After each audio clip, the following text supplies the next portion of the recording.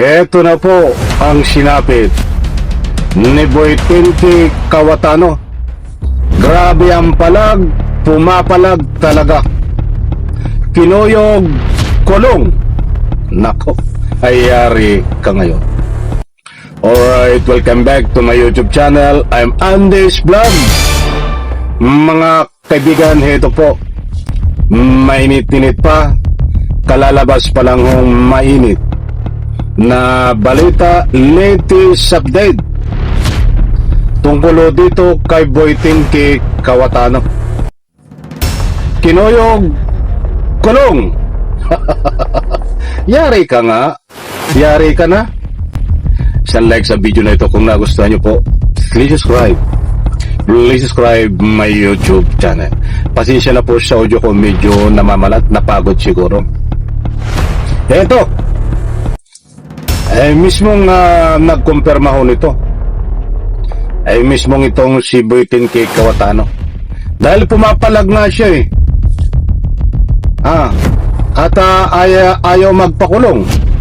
Ba't kuyog kulong ho ang matinding sinapit kahit pumapalag pa? Nako, matindi ho ito. Hindi po ito fake news. Unang kuho kayo. Kaya't kapag mayroon kayong pagkakataon, samahan niyo po ako. Panoorin ang vlog na ito. Kahit sa gitna lang ho.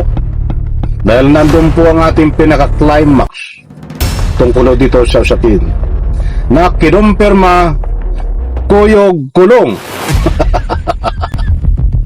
Alagang ilan ang nasa kulungan, DDA Senador. Ay halos lahat DDA Senador. Halos lahat ng mga DDS po ang nandun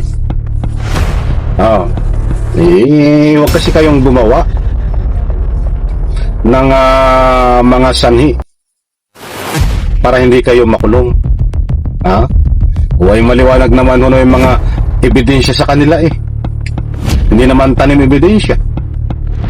Maliwanag ho na matibay ang ebidensya para sa kanila. Kaya nandyan po sila sa kulungan. But may mga kaibigan, heto ho. Ang pag-usapan naman natin na itong si Boy Tinky Kawatano. Tungkol dito sa biglang kinuyog, kulong, palag pa. Ito po. Nako. Nandito po ang resibo. Heto. Marami ng balbas nito Diba? Marami ng balbas nito Papakita ko muna sa inyo bago ko i-play. Marami niya ng balbas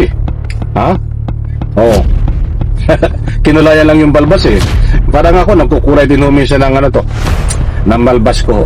Normal ho yan Papunta ho tayo sa pagtanda. At maputi na rin ho ang ating balbas. Sa edad ko 69 years old ay pumuputi na rin ating mga buhok. Ito mga kaibigan, i-play po natin. Kita mo ano ba sistema ng gobyerno ngayon? Una, kuyo, di ba?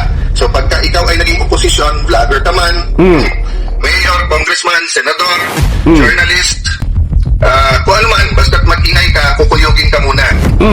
Whether it's through trolls or whether it's through the NBI, whether it's through the departments that are relevant, medyo kukuyugin ka muna. Kung hindi ka makuha sa kuyog, kakasuhan ka na. Diba? Pagka nakasuhan ka na, medyo busy ka na, na-realize mo, may pamilya ka, may buhay ka, there are other things in life, diba, that are important to you. Not only building your nation. If you stop there, panalo na sila. So, ang pangatlo nila ay ikukulong ka. Kukulong ka. Thank God, wala pa naman yung kill.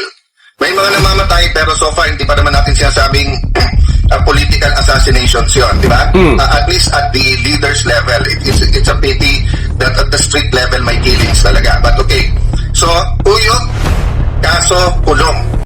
So dun na sa nagsasabing hindi sila nag-i-intimidate, don't I mean, if you assume kung sa isip nyo you keep getting away with it and you think that the Filipino. Yan si Boy Kuryente mga kaibigan, ibinahay ko po sa inyo. I'm sorry, not Boy Kuryente, si Boy Tinky Kawatano. Ang sabi nga niya ay kuyog, kaso kulong. Ano ba itong senador na ito? Kung ano na lang ang mga naiisip po, mga kaibigan. Talaga namang makukulong ka eh. Ha? Senador Cayetano, talaga namang makukulong ka. Dahil dito ho sa issue na bilyon-bilyon na anomalya na kinasasakuntan niya ho, na undergoing ang investigation ng NBI, ay may hawak na po na matibay ebidensya para sa kanya. Hintayin po natin ang result doon. Ayaw ko namang pangunahan. Basta ang masasabi ko lang ho, ito po ay makukulong din sa kasong plunder. Walang piyansa yun. Dahil nagbasyo tayo sa mga paliwanag ni NBI Director dahil sila po ang nag-iimbestiga. Saka po natin talakayan yun. Ang importanteng mahalaga mga kaibigan ay binahagi ko po sa inyo malinaw naman no, na mismo kinumpirma ni Alan Boy Tinky Cayetano na kinukuyog daw siyang kakasuhan at ikukulong, subalit pumapalago siya ayon sa kanyang mga galawan. Hindi ka kinukuyog, ha? Nagbibigay lang ng anumang public opinion, ha? Kita nyo pati yung pagkuyog. Anong gusto mong kumuyog sa iyo? Mga pulis na pupusa sa iyo, mga pulis na pupusa sa iyo pagdating ng tamang panahon. At ikaw ay kukulong. Hintayin natin yan, mga kaibigan. Talagang pinapakalat niya eh. Grabe ang palag niya, di ba? Sa kanyang pagpalag ay kung ano-ano na ang kanyang mga iniimbento. Na siya daw ay kinukuyog. Anong klaseng pagkuyog? Ibig sabihin ng kinukuyog, pinagtutulungan. Nandalo dito sa ikakaso po sa kanya. Maliwanag ho. At ikukulong daw siya. Maliwanag din ho. Ang sabi niya, hintayin mo ang takdang panahon para maikulong ka. Muli mga kaibigan, hindi ho siya kinukuyog sa pamamagitan ng anumang komosyon by personal. Meron po siyang gustong ipunto doon kung bakit siya kinukuyog sa ibang paraan. At tungkol dito sa kaso, ang usapin kaya siya kinukuyog, at ang sabi nga niya, muli kong inuulit, ikukulong siya. Yun po ang gusto niyang ipunto. Kaya ang sabi niya, kinuyog, kasuhan, at ikukulong. Yan ho ang mangyayari kay Boy Tinky Cayetano pagdating ng tamang panahon ayon sa nagbabase sa matitibay na ebidensya. Abangan po natin yan at kabang-abang mga kaibigan. Huwag pong kalimutan, isang like, isang share sa video na ito, mga kaibigan, palambing naman. Salamat po.